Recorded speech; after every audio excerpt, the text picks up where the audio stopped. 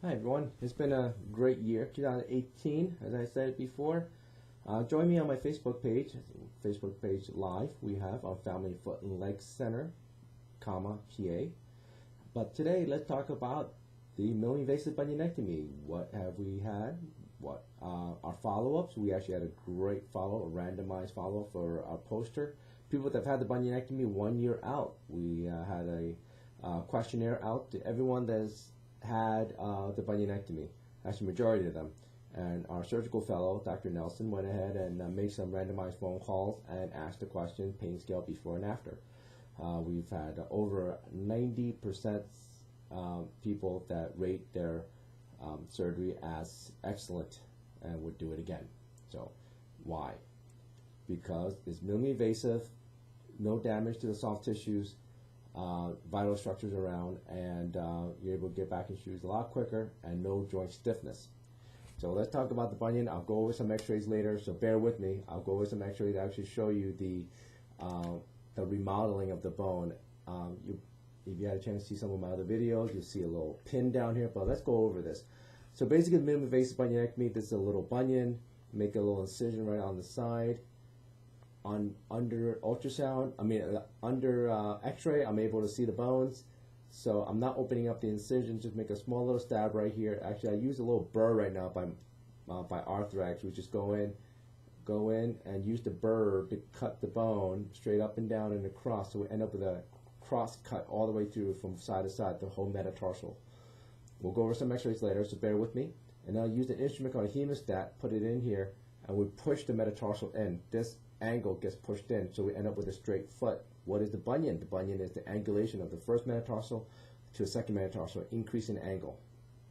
So you get this little bump here, this painful bump on the side when you wear your shoes. So what happens, we do a little cut, we actually shift the bone over. Now, some people do a little cheater, they go ahead and cut a little bump off of here and call it bunionectomy. We don't do that anymore. That is a very old-fashioned procedure that we know does not work. Your bunion will come back very fast, and for the amount of pain you're going to suffer with that, it's not worth it. The minimally invasive, we're actually correcting the angle of the bone, cutting the bone, shifting over, and then we get that pin coming down to hold the bone over in this position while it heals. Not meant to go into the fragment right here, but it's meant to just keep the fragment over as almost like a broken bone, a splintage, and we let that bone heal in a straight position. You'll see that a lot more when we talk about the when I show you the x-rays 1 year follow-up of one of our patients. So here we go. Thank you. Hey guys, we're here with the screen share. I'm sharing you my screen here that shows the bunionectomy that was done about a year ago. So here we go. This is the bunionectomy done about 1 year ago. This is the bunion on the beforehand. That's what it looks like. You see, this is the bunion right here. See if I can mark it. Right here, that's the bunion. So what I do, I go ahead and make the cut, make a small incision right here. I go ahead and make the cut from side to side. And then I shift the bone, this whole piece, over. This is what it looks like. This whole piece was moved over. Now, I did have a wire in here that this is about 4 weeks after surgery. I did have a wire going down like this, straight down into the shaft. This was taken out about 4 weeks after surgery. This is right about that 4 week mark when she followed up and took out that pin. Now, the purpose of this pin is to make sure that the fragment does not come back. As you notice, this also, if we go back to the first picture right here to the left, also had a reverse minimally invasive bunionectomy. A cut right here, and this thing was shifted inwards. So you notice this right here. This is what it looks about. This is how it looks about anywhere from 4 to 6 weeks. This is what it looks like. There was a pin that came right down here too.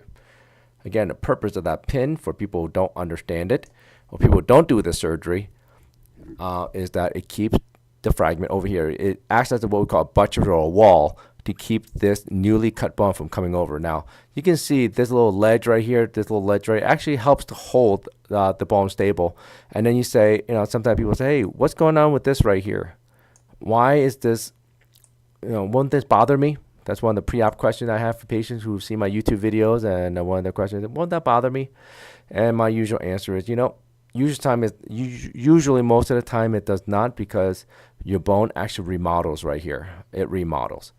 And now I have a video of this same patient a year later on the same foot. You see the remodeling. Notice you come from here, you had that ledge. Here, there's no ledge right now. If you reverse my video here, you'll see there was a ledge here, right about there, ledge right about here. But look, it's smoothing out. Your body has a funny way of smoothing itself out and realigning the bone, cancella's bone, which are these little what we call bone marrow, to align it with the pressure of force. So it sees that the force is going this way now, so your body does not need this extra bone over here.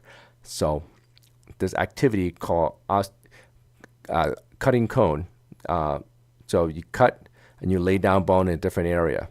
That's how the bone remodels. Remember this as my son is going through anatomy physiology class, explaining to him how osteoclast and osteoblast works. One of the cells breaks it down and the other cell builds. So it's a constant remodeling that you see. This is 1 year out. Now, give it another year, this thing will be completely smooth. You won't even see that ledge here anymore.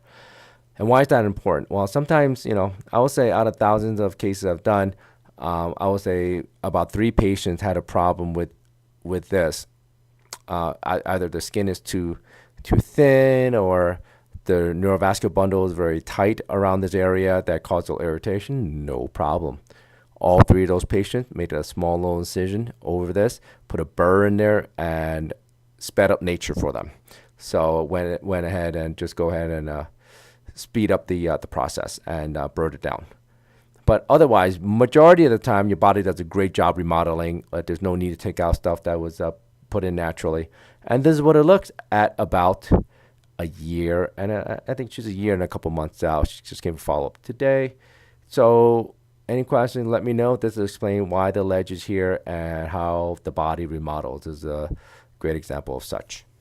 Thank you.